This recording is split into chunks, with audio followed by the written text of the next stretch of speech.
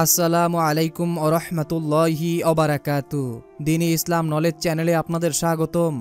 আজ আমি আপনাদের সঙ্গে আলোচনা করব, আজ রবিবার দিনে অথবা রাতে যদি আপনারা এই দোয়াটি অথবা এই আমলটি একবার করতে পারেন, তাহলে আপনার জীবনের ৮০-৯০ বছরের গুনাহ আল্লাহ তাআলা নিমিষেই মাফ করে দিবেন এবং যে দোয়া বা যে আমল করলে তাহাজ্জুদ নামাজ পড়ার সওয়াব পেয়ে যাবেন, আপনারা ৫,০০০ রাকাত তাহাজ্জুদ নামাজ পড়ে যে পরিমাণ সওয়াব পাবেন, এই আমলটি করলে সেই সমপরিমাণ সওয়াব পেয়ে যাবেন। এবং যাদের পরিবার ও সংসারের ভিতরে অভাব অনটন ও ঝামেলা সবসময় লেগেই থাকে, অভাব অনটন দারিদ্রতা কোনোভাবেই যাদের পেছন ছাড়ছে না, হৃদয়ের আশা আকাঙ্ক্ষাগুলো অন্তরেই থেকে যাচ্ছে, তাই অনুরোধ করছি জীবনে একবার হলো আমলটি করবেন। এই উদ্দেশ্যে ভিডিওটি না টেনে একদম শেষ পর্যন্ত দেখতে থাকুন। অনুরোধ করছি, আমরাই প্রথমবার নারীদের ছবি ছাড়া কিংবা হারাম কোনো ছবি ছাড়া ইউটিউবে ভিডিও দিয়ে থাকছি। এরকম ভিডিওগুলি যদি আপনি আপনার ফোনে পেতে চান, এজন্য অবশ্যই দ্বীনি ইসলাম নলেজ চ্যানেলটিকে সাবস্ক্রাইব করে রাখুন। তো চলুন শুরু করি। প্রিয় দ্বীনি ভাই এবং বোনেরা, জীবনে চলার পথে মানুষের দ্বারা গুনাহ হয়েই যেতে পারে, তবে গুনাহমুক্ত জীবন আল্লাহর সবচেয়ে বড় নেয়ামত। গুনাহ থেকে মুক্তি থাকলেই পরকালে মিলবে জান্নাত। হযরত আবু হুরায়রা রাদিয়াল্লাহু তাআলা আনহু থেকে বর্ণিত, নবী করিম সাল্লাল্লাহু আলাইহি ওয়াসাল্লাম বলেছেন, তোমাদের প্রত্যেক ব্যক্তির দোয়া কবুল হয়ে থাকে যদি সে তাড়াহুড়া না করে আর বলে যে আমি দোয়া করলাম কিন্তু আমার দোয়া তো কবুল হলো না। অর্থাৎ দোয়া কবুলের ব্যাপারে আপনাদেরকে আল্লাহর উপর সম্পূর্ণ বিশ্বাস রাখতে হবে। যেমন আপনি আজকের এই আমলটি করতেছেন, আপনি মনের ভিতরে কোনো সন্দেহ রাখবেন না যে আমার দোয়া কবুল হয়েছে কি না। অবশ্যই আপনি এতটুকু শতভাগ গ্যারান্টি নিয়ে দোয়া করবেন যে আমি দোয়া করেছি, এটা আল্লাহ কবুল করবেনই করবেন। এভাবে শতভাগ বিশ্বাস নিয়ে যদি আপনি আমলটি করতে পারেন, আমি ওয়ারেন্টি নয় বরং গ্যারান্টি দিয়ে বলতে পারি, আল্লাহ তাআলা আপনার জীবনের গুনাহকে মাফ করে তো দিবেনই, এর সঙ্গে সঙ্গে যত বিপদ আপদ বালা মুসিবত রয়েছে আল্লাহ তাআলা তা দূর করে দিবেন। হাদিসে এসেছে, হযরত জাবের রাদিয়াল্লাহু তাআলা আনহু থেকে বর্ণিত, তিনি বলেন, আমি রাসূলুল্লাহ সাল্লাল্লাহু আলাইহি ওয়াসাল্লামকে বলতে শুনেছি, কোনো ব্যক্তি আল্লাহর কাছে কোনো কিছুর প্রার্থনা করলে আল্লাহ তাআলা তা দান করেন অথবা তদা অনুযায়ী তার কোনো অমঙ্গল প্রতিহত করেন, যতক্ষণ না সে কোনো পাপাচারে লিপ্ত হয় বা আত্মীয়তার সম্পর্ক ছিন্ন করার জন্য কোনো দোয়া করে। অর্থাৎ দ্বীনি ভাই এবং বোনেরা, আপনাদের আমাদের দোয়া কবুল হওয়ার 3টি সিস্টেম বা 3টি পদ্ধতি রয়েছে। প্রথম পদ্ধতি, আপনি যখন দোয়া করবেন তখন সাথে সাথে আল্লাহ তাআলা কবুল করে নেবেন। আরেকটি পদ্ধতি হচ্ছে, আপনি দোয়া করলেন কিছুদিনের মধ্যে আপনার দোয়া কবুল হয়ে যাবে। আরেকটি পদ্ধতি হচ্ছে, আমি যেই দোয়াটি করলাম আল্লাহর কাছে, সেই দোয়াটি আল্লাহ তাআলা আখিরাতের জন্য, কিয়ামতের জন্য মজুদ করে রেখেছেন। অর্থাৎ কিয়ামতের দিন যখন আমাদের বিচার করা হবে, হিসাব করা হবে, তখন যদি আপনার আমল নামা কম হয়ে যায়, তখন আল্লাহ তাআলা আপনাকে এই আমল দ্বারা, অর্থাৎ দুনিয়াতে বসে আপনি যেই দোয়াগুলো করেছেন, যেগুলো দুনিয়াতে কবুল হয় নাই, সেই দোয়াগুলো দিয়ে আল্লাহ তাআলা ওই সময় আমল নামা বাড়ি করে দিবেন। সুবহানাল্লাহ, সুবহানাল্লাহ। তো দ্বীনি ভাই এবং বোনেরা, সর্বপ্রথম আমি আপনাদেরকে ঋণ মুক্তির দোয়া ও আমল বলে দিব। এই আমলটি অবশ্যই মনোযোগের সাথে শুনুন। আমরা সবাই চাই আমাদের কারো জীবনেই যেন ঋণ না থাকে, কারো যেন অভাব না থাকে। এক লোক ঋণ পরিশোধের জন্য ইসলামের চতুর্থ খলিফা হযরত আলী রাদিয়াল্লাহু তাআলা আনহুর কাছে কিছু সাহায্য চাইলেন। আলী রাদিয়াল্লাহু তাআলা আনহু তাকে বললেন, রাসূল সাল্লাল্লাহু আলাইহি ওয়াসাল্লাম আমাকে কয়টি বাক্য শিখিয়ে দিয়েছেন, আমি কি তোমাকে সেটা শিখিয়ে দেব? সেটা পড়লে আল্লাহ তোমার ঋণের দায়িত্ব নেবেন। অর্থাৎ এখানে আল্লাহ তাআলা নিজেই দায়িত্ব নিবেন, এই হাদিসে তা প্রমাণিত। তোমার ঋণ যদি পাহাড় পরিমাণ হয়, তাহলে আল্লাহ তাআলা তা তোমার পক্ষ থেকে আদায় করে দেবেন। এরপর আলী রাদিয়াল্লাহু তাআলা আনহু ওই ব্যক্তিকে এই কথাগুলো শিখিয়ে দিলেন। দোয়াগুলো আমি আপনাদেরকে বলে দিচ্ছি, মনোযোগের সাথে শুনুন। এরপরে নিয়মটিও বলে দেব, নিয়মটি জেনে আমলটি করবেন। আল্লাহুম্মা গফিরনি বিহালালিকা আন হারামিকা ওয়াগনিনি বিফাদলিকা আম্মান সিওয়াকা। অর্থ, হে আল্লাহ, হারামের পরিবর্তে তোমার হালাল রুজি আমার জন্য যথেষ্ট করো, আর তোমাকে ছাড়া আমার কারো মুখাপেক্ষী করো না, এবং তোমার অনুগ্রহ দিয়ে আমাকে সচ্ছলতা দান করো। তিরমিজি শরীফের হাদিস। দ্বীনি ভাই এবং বোনেরা, আমি এখন আপনাদেরকে কয়েকটি আমলের কথা বলে দিব, যে আমলগুলো করলে সর্বদা আপনাদের রিজিকের অভাব অনটন থাকবে না, আল্লাহর রহমত আপনাদের ঘরের উপরে নাজিল হবে, আপনার উপর আল্লাহ তাআলা খুশি হয়ে আল্লাহর রহমত নাজিল করবেন। হযরত ইবনে আব্বাস রাদিয়াল্লাহু তাআলা আনহু থেকে বর্ণিত, তিনি বর্ণনা করেন, যারা বেশি বেশি তওবা ইস্তেগফার করে, তাদের সামনে যত কষ্টই হোক, যত অভাব অনটনই থাকুক না কেন, মহান আল্লাহ তাআলা তা সমাধান করে দেন। সুতরাং বেশি বেশি তওবা ও ইস্তেগফার করা মুমিন ব্যক্তির অন্যতম একটি গুণ। তাই আপনারা যদি সর্বদা আল্লাহ তাআলার এই ইস্তেগফারের সঙ্গে লেগে থাকেন, আমি আশা করি আপনাদের জীবনের সমস্ত সংকট কেটে যাবে। আস্তাগফিরুল্লাহটি হচ্ছে আস্তাগফিরুল্লাহ আস্তাগফিরুল্লাহ, যার অর্থই হচ্ছে আমি আল্লাহর ক্ষমা প্রার্থনা করছি, আমি আল্লাহর ক্ষমা প্রার্থনা করছি। আরেকটি ইস্তেগফার হচ্ছে আস্তাগফিরুল্লাহ ওয়া আতুবু ইলাইহি, আমি আল্লাহর ক্ষমা প্রার্থনা করছি এবং তার দিকেই ফিরে আসছি। সুবহানাল্লাহ। তো দিনী ভাই এবং বোনেরা, আরও কিছু দোয়া রয়েছে। সেই দোয়াগুলো জানার আগে আমরা পবিত্র কোরআনের একটি সূরা শুনব। আমরা সবাই জানি যে পবিত্র কোরআনের সূরা শুনলে প্রতিটা হরফে 10টি করে নেকি আল্লাহ তাআলা আমাদের আমলনামায় লিখে দেবেন এবং ফেরেশতারা আমাদের জন্য দোয়া করবেন এবং আমাদের মনের অপূর্ণ আশাগুলো আল্লাহ তাআলা এই সূরা শোনার ওসিলায় পূরণ করে দেবেন। আপনারা অনেকেই আছেন যারা আমাদের ভিডিওগুলো দেখেন। অনেক দিনই ভাই ও বোনেরা প্রশ্ন করেছেন এবং তারা জানিয়েছেন যে আমরা সূরা শুনে ফলাফল পেয়েছি। আমাদের মনের যেই আশাগুলো অনেক দিন ধরে পূরণ হয়নি, সেই আশাগুলো এই সূরা শোনার ওসিলায় আল্লাহ তাআলা খুব দ্রুতই পূরণ করে দিয়েছেন এবং পরিবারে যাদের অভাব অনটন ছিল তাদের অভাব অনটন আল্লাহ তাআলা দূর করে দিয়েছেন। তাই আপনি যদি চান আপনার পরিবার ও সংসার থেকে অভাব অনটন দূর করাতে, তাহলে অবশ্যই সূরাটি শুনে যান। কেননা যেই ঘরে কোরআন তেলাওয়াত শোনা হয় ওই ঘরে আল্লাহ তাআলার রহমত নাজিল হয়, বিপদ আপদ বালা মুসিবত দূর হয়ে যায়, দুষ্ট শয়তান জিন বদনজর সকল কিছু থেকে আল্লাহ তাআলা ওই ঘরকে হেফাজত করেন এবং যাদের ঘরে সর্বদা কোরআনের তেলাওয়াতের বাণী শোনা হয় ওই ঘরে আল্লাহ তাআলার অশেষ রহমত ও বরকত নাজিল হয়। তো সূরাটি শোনার আগে মহান আল্লাহর কাছে দোয়া করি, হে আল্লাহ, যে যেই উদ্দেশ্য নিয়ে, যে যেই আশা আকাঙ্ক্ষা নিয়ে সূরাটি শুনছে এবং শুনবে, মনের ভিতরে গভীর আশা ও ভরসা নিয়ে বসে আছে, আপনি সকলের মনের আশা ও মনের মাকসুদগুলো পূরণ করে দিন। অনেকেই বুক ভরা আশা নিয়ে সূরাটি শুনবে। হে আল্লাহ, তুমি কারো আশা নিরাশ করো না, তুমি সকলের আশাকে কবুল করে নাও।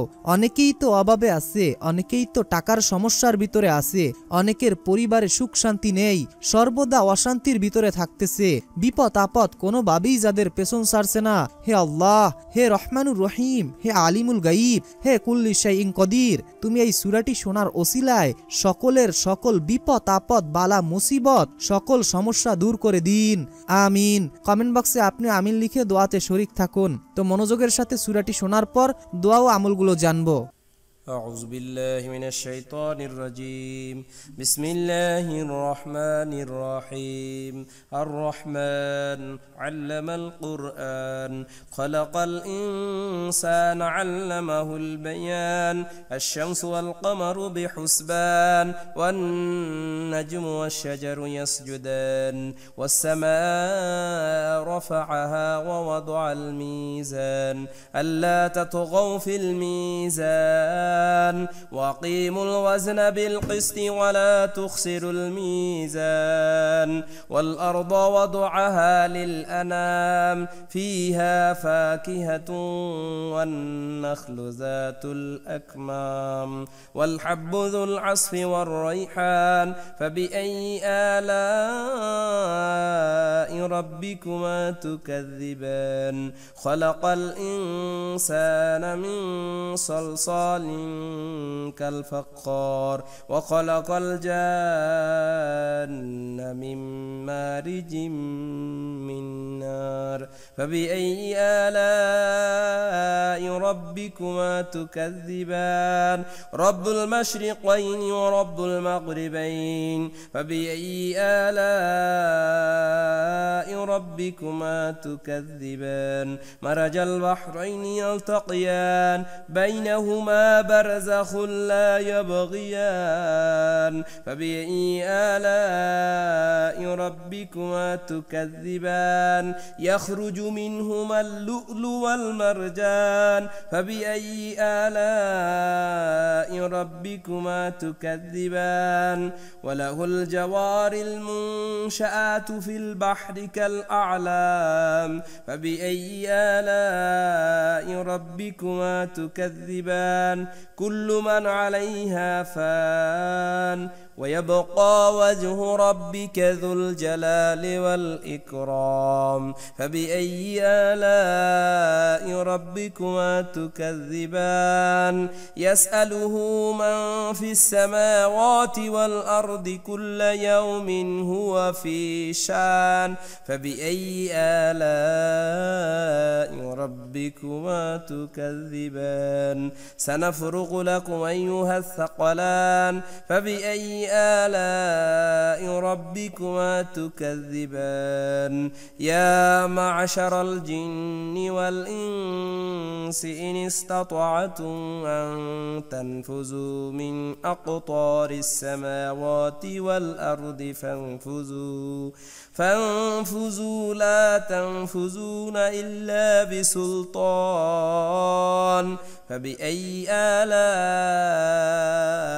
ربكما تكذبان يرسل عليكم شواذ من نار ونحاس فلا تنتصران فبأي آلاء ربكما تكذبان فإذا انشقت السماء فكانت وردة كالدهان فبأي آلاء ربكما تكذبان فيومئذ لا يسأل عن ذنبه إنس ولا جان فبأي آلاء ربكما تكذبان يعرف المجرمون بسيماهم فيؤخذ بالنواصي والأقدام فبأي آلاء ربكما تكذبان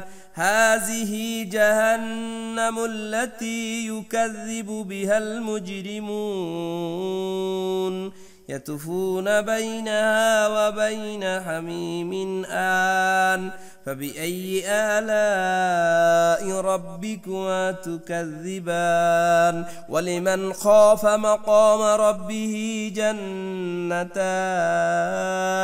فبأي آلاء ربكما تكذبان ذواتا أفنان فبأي آلاء ربكما تكذبان فيهما عينان تجريان فبأي آلاء ربكما تكذبان فيهما من كل فاكهة زوجان فبأي آلاء ربكما تكذبان متكئين على فروش بطائنها من استبرق وجنى الجنتين دان فبأي آلاء ربكما تكذبان فيهن قاصرة الطرف لم يطمثهن إنس قبلهم ولا جان فبأي آلاء ربكما تكذبان كأنهن الياقوت والمرجان فبأي آلاء ربكما تكذبان هل جزاء الإحسان إلا الإحسان فبأي آلاء ربكما تكذبان ومن دونهما جنتان فبأي آلاء ربكما تكذبان مدهامتان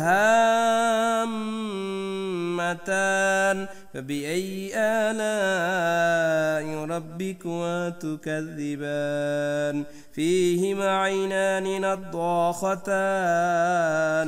فبأي آلاء ربكما تكذبان فيهما فاكهة والنخل والرمان فبأي آلاء ربكما تكذبان فيهن خيرات حسان فبأي آلاء ربكما تكذبان حور مقصورات خيرات في الخيام فبأي آلاء ربكما تكذبان لم يطمثهن إنس قبلهم ولا جان فبأي آلاء ربكما تكذبان متكئين على رفرف خضر وأبقار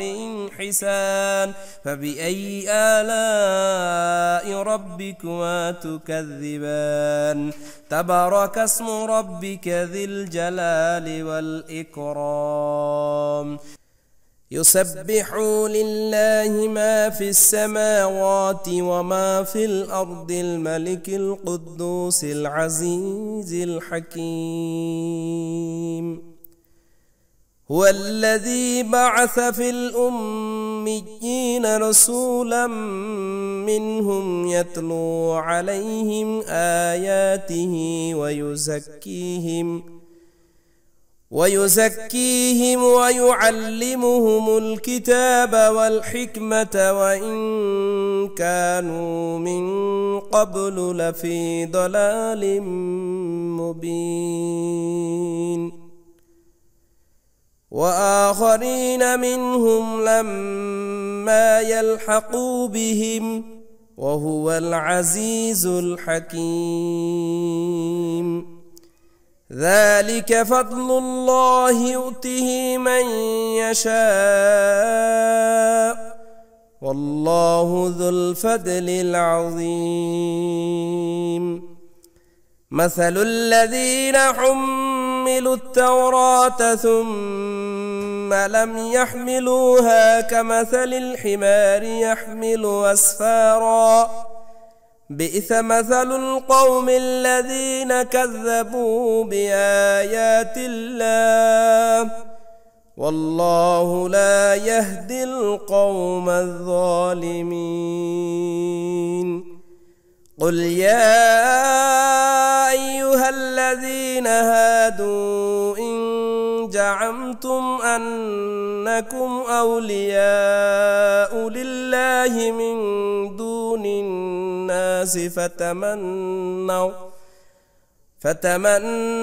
الموت إن كنتم صادقين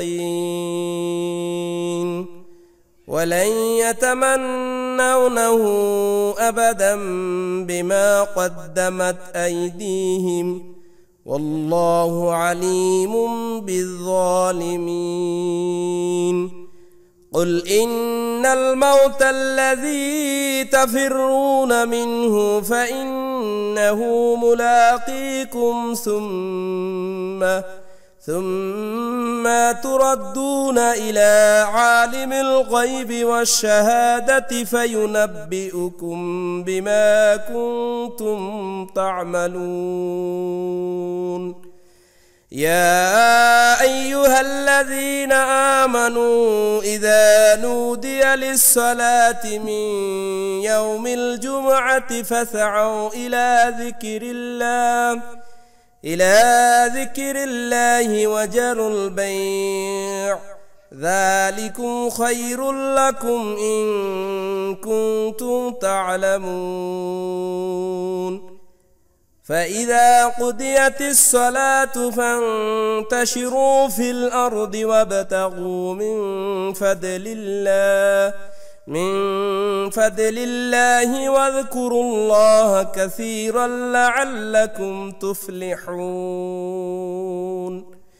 وإذا رأوا تجارة أو لهوا انفضوا إليها وتركوك قائمة قل ما عند الله خير من اللهو ومن التجارة والله خير الرازقين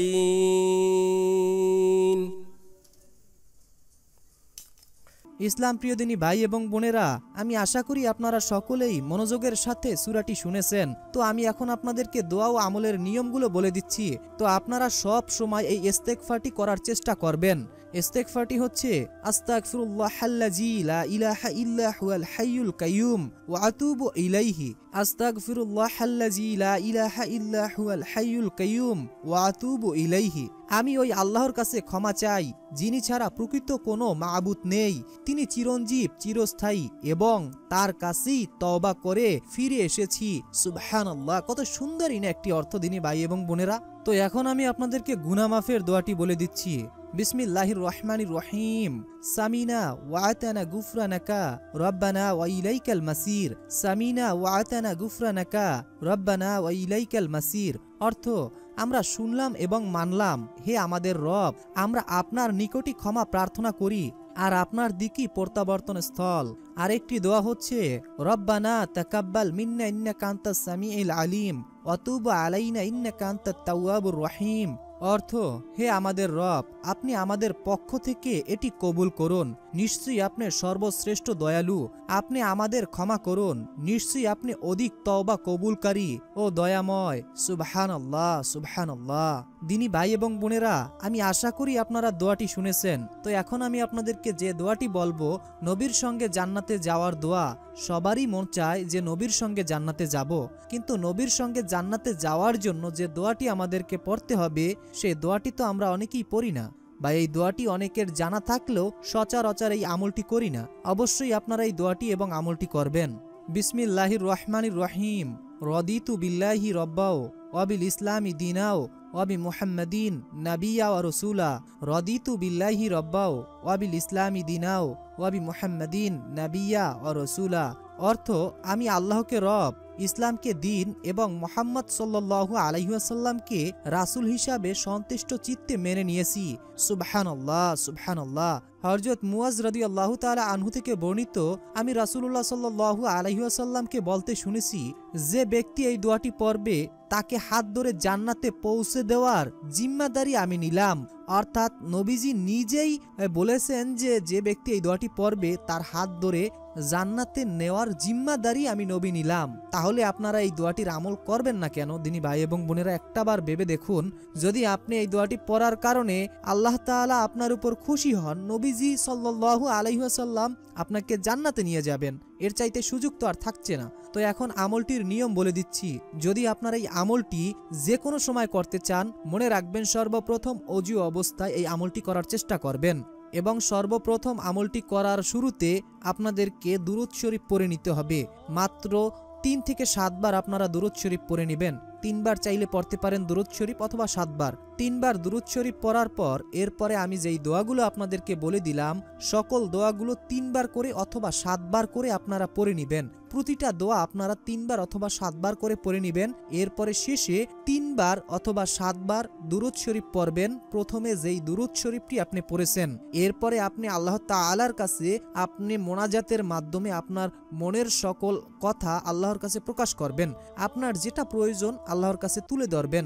ইনশাআল্লাহ এই দোয়ার ওসিলায়, এই আমলের ওসিলায় আপনার সকল সমস্যা ও সকল বিপদ আপদ দূর করে দিবেন মহান আল্লাহ পাক রব্বুল আলামিন নিজেই। মনের ভিতরে বিশ্বাস নিয়ে আমলটি করবেন। তো এই ছিল আমাদের আজকের ভিডিও। আসসালামু আলাইকুম ওয়া রাহমাতুল্লাহি ওয়া বারাকাতুহু।